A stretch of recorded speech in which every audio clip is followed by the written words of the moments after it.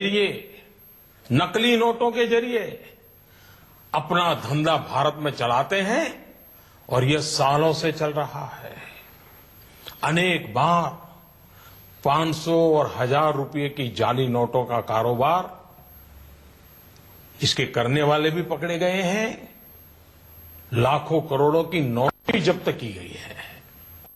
बहनों, एक तरफ आतंकवाद और जाली नोटों का जाल देश को तबाह कर रहा है, दूसरी ओर भ्रष्टाचार और काले धन की चुनौती देश के सामने बनी हुई है।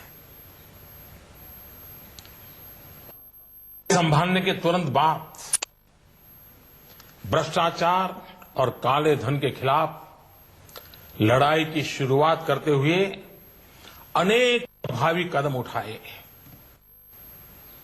जैसे काले धन की जांच के लिए सुप्रीम कोर्ट के पूर्व जज की अध्यक्षता में एसआईटी का गठन किया। विदेशों में जमा काले धन के लिए 2015 में मजबूत कानून बनाने का हमने काम किया। काले धन को विदेशों से वापस लाने के लिए विभिन्न देशों के साथ टैक्स समझौतों में हमने परिवर्तन किया, नए समझौते किए। अमेरिका सहित विभिन्न देशों के साथ सूचना आदान प्रदान, इंफॉर्मेशन एक्सचेंज करने का प्रावधान किया। भ्रष्टाचार की बेनामी संपत्ति को रोकने के लिए अगस्त 2016 में एक और मजबूत कानून, इन सारे कानून से एक बहुत बड़े चोर दरवाजे को बंद कर दिया गया।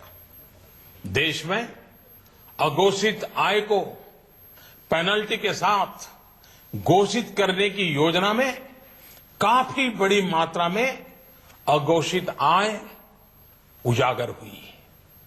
मेरे प्यारे देशवासियों, इन सारे प्रयासों से पिछले 2.5 साल में भ्रष्टाचारियों से करीब 1.25 लाख करोड़ रुपया, ये कम रकम नहीं है, 1.25 लाख करोड़ रुपए का काला धन बाहर लाया गया है। ऐसे करोड़ों भारतवासी जिनके रग रग में ईमानदारी दौड़ती है, उनका मानना है कि भ्रष्टाचार, काले धन, बेनामी संपत्ति, जाली नोट और आतंकवाद के खिलाफ निर्णायक लड़ाई होनी चाहिए। कौन ईमानदार नागरिक ऐसा होगा जिसे अफसरों के घर बिस्तर के नीचे से या जगह जगह बोरियों में करोड़ों रुपयों पाने जाने की खबर से पीड़ा न होती हो। आज देश की मुद्रा व्यवस्था का हाल यह है कि देश में कुल सिक्कों और नोटों की जो मूल्य है, उसमें 500 और 1000 रुपया वाले नोटों का हिस्सा लगभग 80 से 90% तक पहुंच गया है। देश में कैश का अधिक सर्कुलेशन का एक सीधा संबंध भ्रष्टाचार से है। भ्रष्टाचार से अर्जित कैश का कारोबार महंगाई पर भी असर पैदा करता है। इसकी मार गरीबों को झेलनी पड़ती है। इसका सीधा प्रभाव गरीब और मध्यम वर्ग की खरीदने की शक्ति पर पड़ता है। आपका भी स्वयं का अनुभव होगा। जब मकान खरीदने जाते होंगे, जमीन खरीदने जाते होंगे, तो आपसे जब सौदा होता होगा तब कहते होंगे कि कुछ धन चेक में लेंगे और ज्यादातर कैश में मांगी जाती होगी। ईमानदार व्यक्ति के लिए कुछ भी खरीदना, एक मध्यम वर्ग के व्यक्ति को घर भी खरीदना हो तो उसके पास काले धन नहीं है तो मुसीबत हो जाती है। कैश के इस धंधे के कारण मकान, जमीन, उच्च शिक्षा, चिकित्सा, ऐसे अनेक सेवाओं को, उन वस्तुओं को इन कारणों से उनकी मूल्य में कृत्रिम वृद्धि भी होती है, आर्टिफिशियल इंक्रीज होता है। भ्रष्टाचार से जमा किया गया धन हो या काला धन हो, ये दोनों बेनामी हवाला कारोबार को भी बल देते हैं। और हम जानते हैं हवाला का उपयोग आतंकियों ने हथियार की खरीद फरोख्त में भी किया है। चुनावों में काले धन के प्रभाव की चर्चा ये कोई नई बात नहीं है, वर्षों से हो रही है। बहनों और भाइयों, देश को भ्रष्टाचार और काले धन रूपी दिमक से मुक्त कराने के लिए एक और सख्त कदम उठाना जरूरी हो गया है। आज मध्यरात्रि यानी 8 नवंबर 2016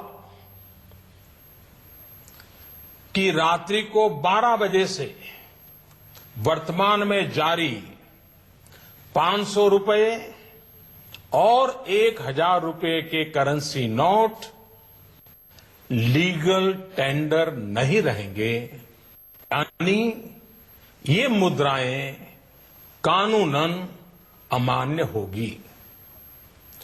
500 और 1000 रुपए के पुरानी नोटों के जरिए लेन देन की व्यवस्था आज मध्यरात्रि से उपलब्ध नहीं होगी।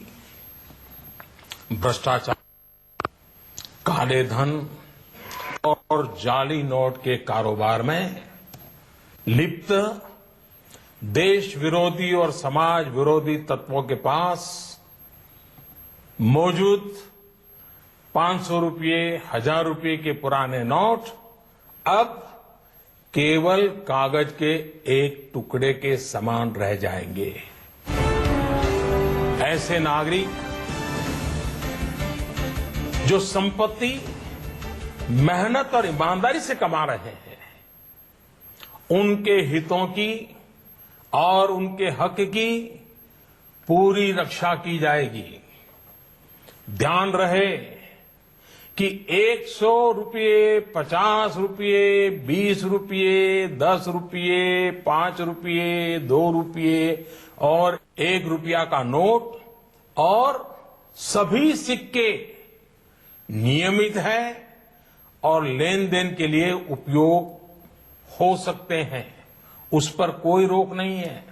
हमारे यह कदम देश में भ्रष्टाचार, काला धन एवं जाली नोट के खिलाफ हम जो लड़ाई लड़ रहे हैं, सामान्य नागरिक जो लड़ाई लड़ रहा है, उसको इससे ताकत मिलने वाली है।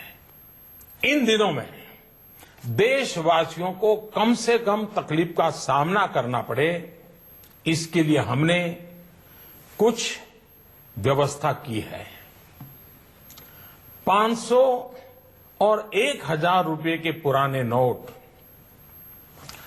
10 नवंबर से लेकर 30 दिसंबर 2016 तक आप अपने बैंक या डाकघर, पोस्ट ऑफिस के खाते में बिना किसी सीमा के जमा करवा सकते हैं। आपके पास लगभग 50 दिनों का समय है, अतः नोट जमा करने के लिए आपको अफरा तफरी करने की कोई आवश्यकता नहीं है।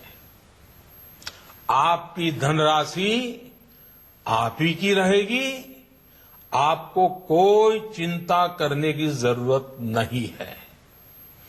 500 रुपये या 1000 रुपये के पुराने नोटों को खाते में डालकर आप अपनी जरूरत के अनुसार फिर से निकाल सकते हैं। केवल शुरू के दिनों में खाते में से धनराशि निकालने पर प्रतिदिन